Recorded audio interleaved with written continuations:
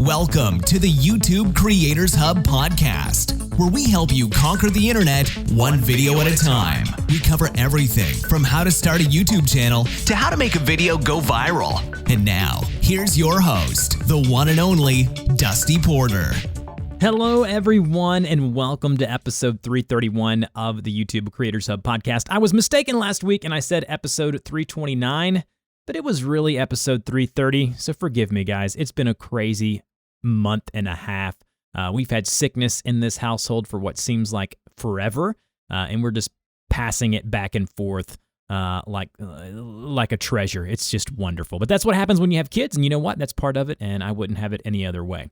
So hopefully we'll get healthy and my brain will be back to normal. But with that said, let's go ahead and jump into the couple of things I need to mention here at the top of the show. Coming next week, we have our State of YouTube 2023 episode, where I sit down for about an hour with Nick and Dee Nimmin, and we talk about the past year on YouTube, the changes we saw, the different things that we projected, the things we did not, and where we see YouTube going in the coming year, which is obviously 2023. It's always one of our most popular downloads, one of our most popular recordings, and it's something I look forward to each and every year, as these two guys are two of my best friends in the industry, and they are two of the most intelligent and knowledgeable folks in the YouTube and content creation space, and I can't wait for you guys to listen to that. Don't forget, if you haven't already, to subscribe to the show. That way, in the new year, or whenever you're listening to this, you can just get an update on your podcast player every time we go live. Now, if you're looking for a couple of ways to support the show, if you're like, man, this show's really helped me out,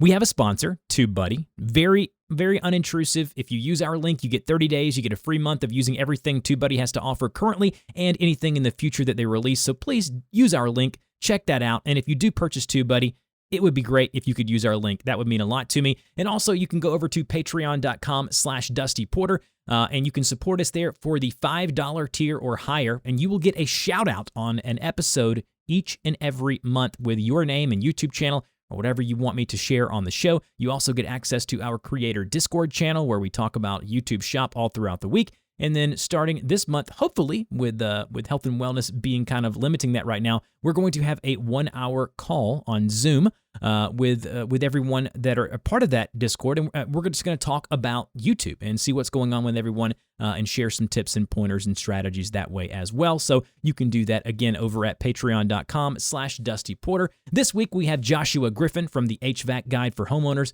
We have Stephen Reich. We have William Foley with Foley Divorce. We have David Stojic with the DIY HVAC Guy. We have James Adams with Easy Investing Income, and Chase Shelby with Drone Buddy over on YouTube. Thank you all for being patrons, and I would love to have anyone who would like to join us over there do so by going to the aforementioned links. Thank you guys, as always.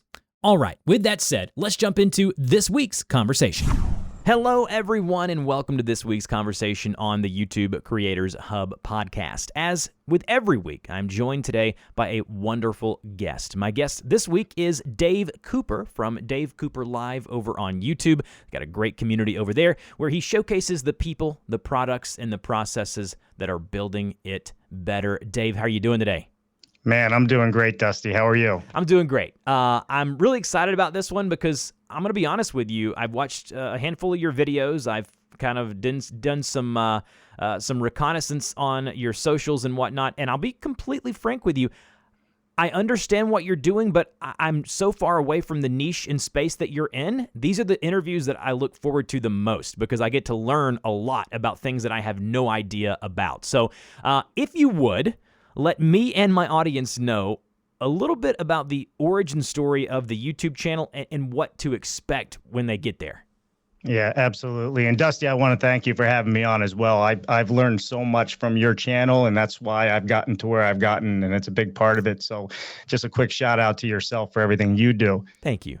So basically, I was a home builder for 20 plus years in New England, and we were building modular homes, right? Modular wasn't a big thing. People think of them as double wides and triple wides and the old school trailer park stuff. But modular was really a building practice that is much more formidable and better than a site-built home once you understand the processes and the practices. So how we got into what we're doing is I had a social media guru that was helping us with our channels back in the day. And she goes, Dave, she said, you got to start doing video. I said, what do you mean I got to start doing video? She goes, you got to start doing videos for the company. I said, okay, we can hire somebody to do that. She goes, no, you got to do it. I said, I got to do it. She goes, oh yeah, people want to hear from you.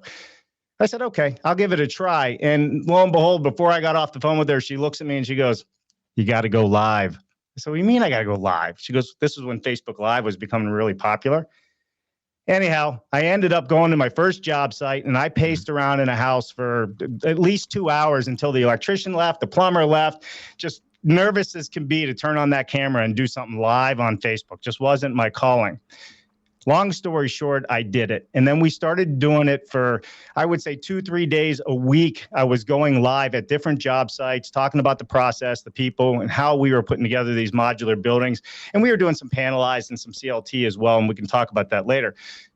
But what happened was magical. I stuck with it for about 6 months. And 6 months in, all of a sudden, we're standing in our design center and people started walking in and going, hey, you're that guy on YouTube. My wife loves that white house with the white subway tile, ... And I'm sitting there going, I have no idea who you are. I was just shocked, because you're not expecting this because I didn't understand the value of building those relationships online. And what I learned was the consistency of it is what got us to where we were. It got so bad that the other people in the office that were also doing building consultant or sales, so to speak, I had to start avoiding people walking in because they were watching all my videos and they wanted to work with me. That's how I ended up getting into video. So let's fast forward a couple years. So we kept doing that for the business. It was growing. We had people coming in. We were on the third sales meeting on the first day. They walked in the door because they felt like they knew us. I started getting invited to some other events with like KB Homes and bigger builders that are out there, some of the top 5 builders, because they wanted to learn about modular. Because one thing we have in this industry right now, Dusty, is a shortage of labor. Mm-hmm. Nobody wants to go into the building trades anymore, not when you can make money playing Fortnite, right? So long story short, my wife said to me, she said, Dave, take your camera and just interview a couple of these folks. So I started interviewing people when I was at some of these higher end events, which I never in my life thought I'd ever get invited to. And that's how Dave Cooper Live was born. So here we are. We're, Dave Cooper Live, the YouTube channel. I want to talk to you about, you talked about the people who you didn't even know, noticing you, recognizing you from the videos. What has been the, when that person came to you and said, no, Dave, you got to do it. You got to do video. What has been the most shocking or most kind of thing that you didn't expect from doing video so far? I think the interaction that I receive with people that is not negative. I thought people would just tear me up and down, left and right, trying to be an expert in my field, which I am, and I know it. But the reality of it was we got so much support from people online, loving what we're doing, because we were educating people on something just like yourself. You know nothing about our industry. It was a way for you to learn about what we do. And I think the most surprising thing was the interaction that we got, and then just being somebody that people came to because they saw me on YouTube. It was a little shocking at first. Yeah, it is interesting. I'll never forget the first time that I was speaking somewhere. It was a restaurant or something, and someone came up to me and they said, "Hey, listen, do you make YouTube videos?" And I said, "Yeah." They're like, I think I just watched one of your tutorial videos. I can't even remember what it was. It was the most bizarre feeling of knowing, like, what do I say? How do it's interesting when they kind of break that the fourth wall or whatever you want to call it. So, all right, so you're talking about modular homes. You're covering the niche in the space that you're in. I want to talk with you, Dave, about niching down and how important that is. Like, you focus strictly on your topics and the things that you cover. Can you speak on how you think that has helped you kind of grow your audience and expand your reach? Yeah, for sure. So as we started moving along, and I had a podcast, the one I was just talking about, the Modular Home Minute, this is how we got into Dave Cooper Live. COVID hit, right? So we're going back just a couple years. We were working our way out of our building practice in New England, moving our family and kids, wanted to go back to Pittsburgh because we've never been around family. If you ever tried raising kids without your family around, it makes it extra hard. So we ended up moving, we ended up selling our house during COVID because we lived right between Boston and New York City. And as we were going through that process, and it wasn't hard to sell then because everybody was moving out of the city, my wife said, Dave, Let's buy a motorhome and take our show on the road, because we were in lockdown. So we ended up selling our house. Didn't take me long after she said that. And like most guys, I had a motorhome under deposit like that next day. We ended up moving into a motorhome, and I was still doing my live show. And I said to my wife, I said, we're going to go live 6 days a week. And she paused. She goes, what? We're going to go live 6 days a week while we're on the road. And we're going to talk about innovation in construction. Who's building it better? ... And she looked at me like it was crazy. And she goes, no, we can't do that. And I said, well, I kind of committed to it on my last live episode. So we're in it now. So what got us to where we're at, and I think what the most important lesson in all of this was, and I didn't know it at the time when we came to niching down in our industry, was the consistency of that 6 days a week with our new show, Dave Cooper Live, is what put us on the map and rose us to the top of our industry in regards of an influencer, if that's what you want to call it, or an expert in the field. Yeah. And when you told your wife that, what were the main concerns for you guys? Was it obviously lack of knowledge as far as video production and live production or whatever it would be? Or did those things scare you, or did you know that you could tackle that? You know what? It scared us because it takes a lot of work and energy to put together a live show, right? We were talking earlier, even when you're in an office with hardwired internet, it's still hard. There's hours and hours that goes into prepping, just like a YouTuber does, right? There's hours that go into interviewing people to see who's the right fit for the show. That was probably the scary part. We knew how much work it was going to be, but the real scary part was, man, how do we get internet while we're driving down a highway and just pulling over at truck stops to do our show? That was the harder part, which we figured out actually, but it was in the beginning a little petrifying in that sense. And we went all in, right? We weren't building anymore. This was it. We had our family, two twin daughters that were at the time 13 and a half, and a 4-year-old son, doing this and live streaming from the back of a motorhome. I love hearing these stories. I do want to pivot for a second and talk about the live streaming aspect of it. You do a ton of that on a weekly basis. You have a scheduled live stream that you do. What have you found to be the benefits of the live stream itself, in addition to obviously the normal VODs on YouTube or whatever you want to call them? With the live streaming that you're doing on the channel, what have you found to be the benefits of that, the streaming in particular? Outside of, obviously making a name for yourself in this industry, because we weren't just talking about modular any longer. We were talking about modern methods of construction. How do we build it better? Modular is just one aspect of that, which is not a mobile home. And then there was panelized CLT, which is cross-laminated timber. When you see the beautiful structures that are built. And to give everybody a little bit of understanding, the new Apple building, that big round one that everybody knows about, they built, that was all done with offsite modern methods of construction, panelization. So what were the benefits that I learned? Well, one, I didn't know that I would start monetizing a YouTube channel. That was kind of a big surprise to me. But two, I think I learned that you don't have to have a bunch of subscribers to be successful on YouTube. We play in a very niche market where we have C-suite executives on our show, the biggest across the country, all the way to Washington, D.C. We have a guy on our show that updates the President of the United States 3 times a year on the housing. So that's kind of where we focused. I couldn't understand why we're getting, a couple months, I think it was last month, we had 10,000 hours watched on our channel with less than 5,000 people. Think about that, 10,000 hours watched. But what I learned was these people that are watching our show talking about what these other executives and manufacturers and companies are doing around the world were there for the information. They're not there to say, hey, Dave, good to see you today. I'm tuning in from so-and-so. We get quite a bit of that.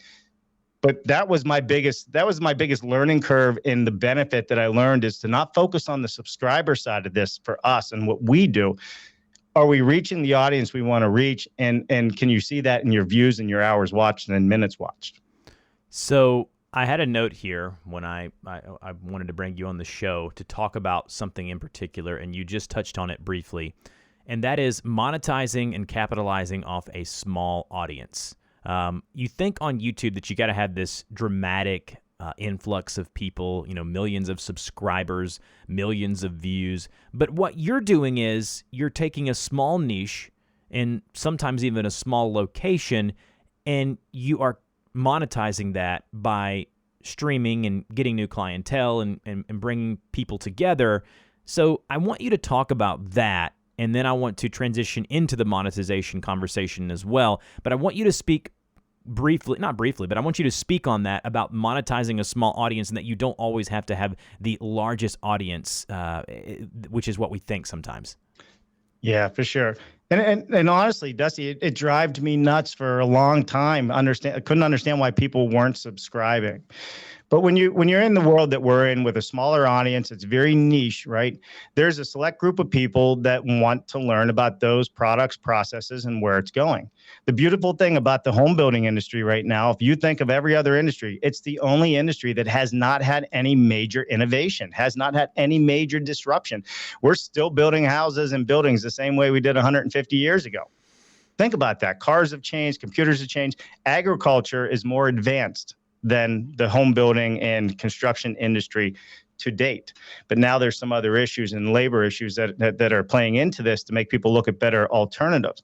Getting back to the small niche, when I started going to the trade shows or being invited to speak, people would come up to me and say, Dave, I watch all your content, ... I love your channel. Every Saturday morning is one of my biggest, view times, 7 o'clock, 8 o'clock, which is probably not your normal YouTubers time for that. They're watching and catching up on all of the people that we interviewed. And we stayed very niche where it was executives and C-suite level people. So if you're Microsoft and you're not on the board of directors or Bill Gates himself, you're not coming on my show. It's that simple. And we keep it that way because that's why all of the executives from the other industries, whether it's DuPont, CertainTeed, right? People know those names out there. They're watching to see what's happening in the modern methods of construction space, or we call it offsite construction, to see how they make moves in this industry, to see where they fit in. Where are the new factories coming up? What's happening in Europe? Because we spend a lot of time in Europe as well. And I would say that's kind of the important part about being niche. There are big businesses and big money for everybody's audience out there, regardless of what business you're in and what you're doing, that are interested in hearing what's happening and how the market's moving or how companies are pivoting based on the economy, or they have new products coming out. Yeah, it's so interesting to hear you talk about that, because I never would have think of it that way. But I do want to pause for a second and go to the monetization. How are you monetizing? That's the question, right? That's what folks are listening. They want to know, how are you making money from this? Yeah, for sure. So the interesting part about this is we have show sponsors, and we don't do any, fancy, video ads for them or anything like that. But we do an intro and we have a show sponsor. So we're getting show sponsors for our beginning show, and we charge quite a bit of money for that. And then we have end card sponsors as well that are starting in January. But the real money for us is we find ourselves now doing a lot of speaking. We got booked for an entire month and a half in Europe. They're bringing us and the whole family over to showcase innovation happening in Europe. So there's brand deals, not the type that you're typically used to seeing, but you probably will see more of that because we're being asked to do more. But we have businesses behind the scenes that are hiring us to help them understand what the market's doing and how do they fit into the market. I love hearing you talk about this because it's so far away from what I do. Now, as far as the YouTube channel itself and the video production, can you talk about the one thing that you wish you would have known sooner, now that you've been doing this for a while, looking back and been kind of honing in on the YouTube channel and the video production side of things? What are a thing or a couple of things that maybe you look back at and think to yourself, man, if I just would have known that sooner? Yeah. You know what? I would have partnered or hired with somebody to help me get my YouTube channel in order. When we first started doing this, LinkedIn was a big thing for us, right? LinkedIn Live, and YouTube was the secondary. But then it started shifting to more YouTube because we could do the thumbnails. We could reshare everything on all the channels that we wanted to use. For me, and literally when I say sooner, we just hired somebody to help us, and not full time. So this isn't, like a 6-figure income person or anything, to help us do our videos, do our editing, and really start telling what we're doing in a bigger story format. Because the live show is only part of what we do. We go on location, and I live stream with a backpack, just like you see the guys at the Tour de France on the back of a motorcycle. And we'll live stream from job sites and high-rise buildings and all of that. So for us, we found that if we spend a little bit more time really paying attention to our video and the storyline of what we're talking about in our videos, it engages people a lot more. Yeah, I could not agree more. And when people hear you talk about what you do, hearing you talk about storytelling, they're probably thinking to themselves, what do you mean by storytelling and all the things that he's talking about? I love that. Can you talk about the gear that you use to make it happen? Like what hardware and software are you using for the live stream? And then I want to get into kind of how you produce the stream. Yeah, sure. So I can take you from the beginning. I started from the beginning on my phone, like most people, just using the phone to go live. That's all I did. It was good, bad, and indifferent. And, the signal wasn't always great. But like most of us, I started getting the itch and like, wow, I really need that camera and I need this gear. So I ended up I'm using a Sony a6600 for my live streams right now. Plus I have some other Sony cameras that are flanking me on the left and right when I'm in the studio. Software, I am using Restream, StreamYard, and I'm also using Ecamm Live in the studio. And then I got a Stream Deck. I got a Black Magic ATEM Mini Pro, and I also have the Rodecaster Pro 2 for my audio. So, and I'm using the Rodecaster mic as well. And you mentioned StreamYard and Restream. Where else are you streaming this other than YouTube? Yeah, and this is probably going to change for us, but right now we are live on LinkedIn, YouTube, Facebook, Twitter, and Twitch. And the only reason I went to Twitch is because I always said, well, that's where the young people are. But they're not tuning in still. I mean, they're a little bit here and there. But funny enough, the head of the National Association of Home Builders, he always tunes in from Twitch. I don't understand it, but he's older than me, and I'm not that young anymore. So the reason that you're kind of diversifying really is just to spread a wider net to see if at all you're able to capitalize, because there's really no downside of it, right? Other than technology, I guess you would say, if you weren't able to do it technologically, but it seems that you can. Yeah. So the only way you're not able to do it, like if you don't have a really good bandwidth, up, down signal and what have you, but we're probably going to cut back and make YouTube more of our focus moving forward. It doesn't mean we're going to stop on those channels, but we really want to drive the engagement and our people more to one location so everybody can enjoy it. Because with our StreamYard and Restream, I can engage with everybody, from all those channels on my end and chat and put up their comments and all of that. But on the backside, part of what we do and why people like us, and we haven't touched on this yet, there's a lot of business done from our channel because people comment or people see who we're interviewing. Next thing you know, somebody that wants to do business with them or speak to them reaches out to them. So if we can bring our community together, that just makes us even more valuable.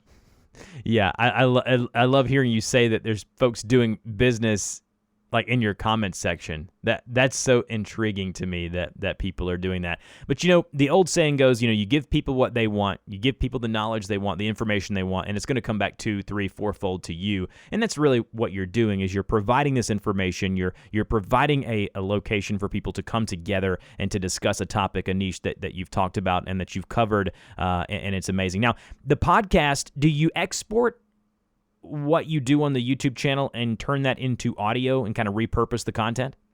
Oh man, you're brilliant, Dusty. No, I need to. Quite honestly, we're still producing 4 shows a week roughly. And now that we have some additional help helping us with the editing and video, we are going to start rolling these out into a podcast, because in the last 2 years, I think we're about 700 or 700 plus interviews. Mm-hmm. So we got a lot of content to repurpose, and that is a focus for us moving forward. Yeah, I think that doing what you're doing, that'd be a really sound idea. I want to ask you now, as we're getting closer to the end of the interview, if there's someone listening to this wanting to start on YouTube, they're scared, they have the imposter syndrome or whatever it may be, what would you say to that person? Yeah, I think get over yourself, right? That's the simplest and harshest way to say it. I was scared to death. I mean, when I tell you I walked around 2 hours with a camera in front of my face saying, I can't do this, right? To where I am today, I learned so much from just that moment and taking a step outside of my comfort zone. If you're uncomfortable, and I interview people all the time, I got nervous coming on your show, Dusty. Mm-hmm. I get nervous every time I do it because I care, and that's what those nerves are. You care, and you care about what people think about you, but you're going to realize that there are so many people out there that wish they had the guts to do what you do. And that's where your audience comes from. And people admire that. And I think if you can put yourself out there, people, for the most part, 99.9% of the world actually respects that. And I think just do it, because amazing things can happen if you stay consistent with it. Yeah, I completely agree. And it doesn't have to be the cookie cutter. That's what I want to promote here on this podcast. Is it doesn't have to be what you see so much of. People look at the public and all they think of YouTube is just like influencers and these people doing vlogs and these people covering these different things. But at the end of the day, if you have a niche, if you have a space, go and jump into it, and don't be afraid. I mention this often, and I've mentioned it here a couple of times on the podcast. My wife and I have these conversations all the time. She's a teacher, but she's wanting to kind of dabble in some entrepreneurial type things. And every time we have a conversation, she says to me these words. She says, "But that's already being done. That's already being done by someone else, and they're doing it well. It doesn't matter." And Dave, you covered that a couple of times in this conversation. It doesn't matter if someone else is doing it. You can do it your way, and oftentimes you can do it better. That's right. 100%. People, it's no different than being in the work environment. People do business with people they like. And it's the same way with YouTube and video. This just gives them the avenue to connect with you and understand what type of person you are. And there's going to be somebody out there for everybody. Not everybody's, my cup of tea when I watch somebody's video, but there's other people that do the same content, such as like yourself, Dusty. And I'm like, all right, well, I can relate to how he's speaking and how he carries himself, ... And that's where it comes from. Yeah, absolutely. This has been an amazing interview. I'm so thankful that I brought you on the show. It's been so much fun. I do want to ask you one last question, though. What's next for you? Like, where do you see the channel and your content evolving in the future?